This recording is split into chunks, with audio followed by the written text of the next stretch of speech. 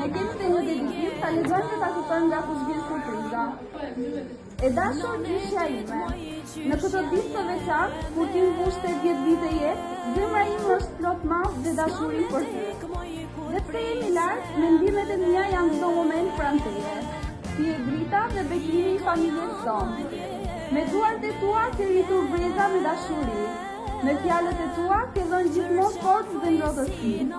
Unë ndjem mungesën tënde çdo ditë dhe me zipres momentin do të përqafoj përsëri. Të uroj nga shpirti shëndet, qetësi dhe sa më shumë vite të tjera plot buzëqeshje.